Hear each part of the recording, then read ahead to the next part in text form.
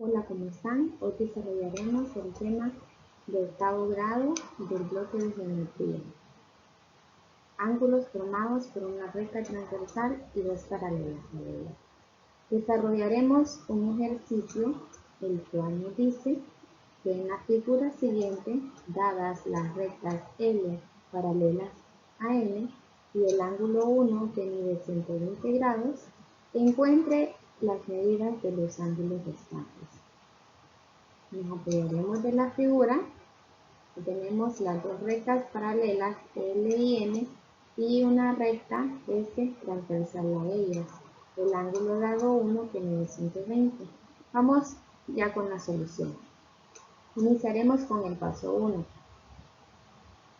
La medida del ángulo 3 más 120 grados va a ser igual a 180 grados. Despejamos para el ángulo 3 y eso va a ser igual a 180 grados menos 120. Resolvemos la diferencia y nos dice que el ángulo 3 va a ser igual a 60 grados. Por lo tanto, ya tenemos un segundo ángulo. El ángulo 3 y el ángulo 1, dado como dato en la figura, son ángulos suplementarios, ya que la suma de ambos miden 180 grados. Continuamos con el paso 2. Encontrando la medida del ángulo 3, podemos encontrar la medida del ángulo 2.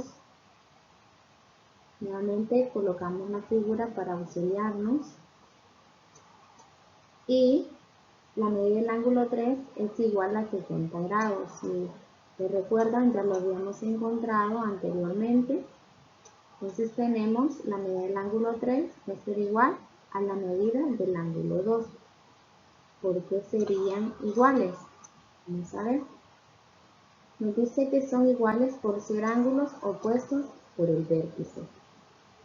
Por lo tanto, la medida del ángulo 2 va a ser igual a 60 grados. Paso 3. Ahora encontraremos la medida del ángulo 4. La medida del ángulo 2 más la medida del ángulo 4 es igual a 180 grados. Como ya conocemos la medida del ángulo 2, vamos a sustituirlo por 60 grados más la medida del ángulo 4, eso va a ser igual a 180 grados. Despejamos para el ángulo 4 y eso va a ser igual a 180 grados menos 60 grados. Finalmente, tenemos que el ángulo 4 va a ser igual a 120 grados, ya que restamos 180 menos 60. Tenemos entonces el ángulo 4. Ya podemos observar que tenemos 4 ángulos en la figura. El ángulo 4 y el ángulo 2 son ángulos suplementarios, ya que la suma de ellos da como resultado 180 grados. Continuamos con el paso 4, el cual nos dice que encontrando la medida de los primeros 4 ángulos, podemos conocer la medida de los 4 ángulos restantes.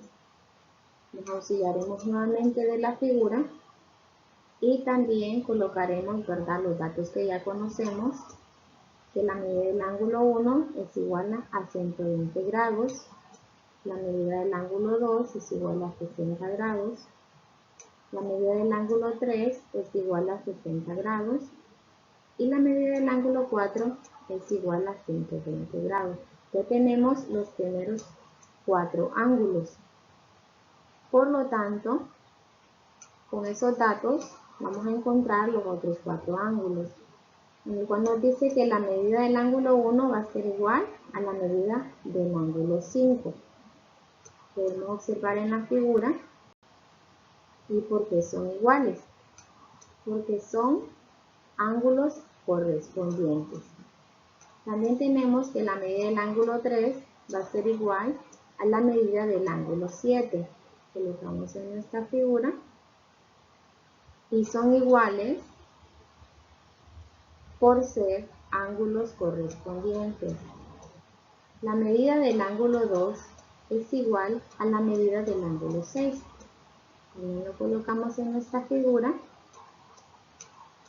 Y son iguales, ¿por qué? Por ser ángulos correspondientes.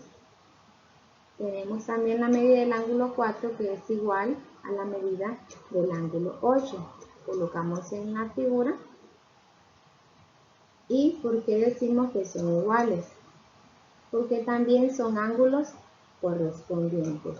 Cabe mencionar también que podemos encontrar en la figura, podemos encontrar ángulos alternos internos.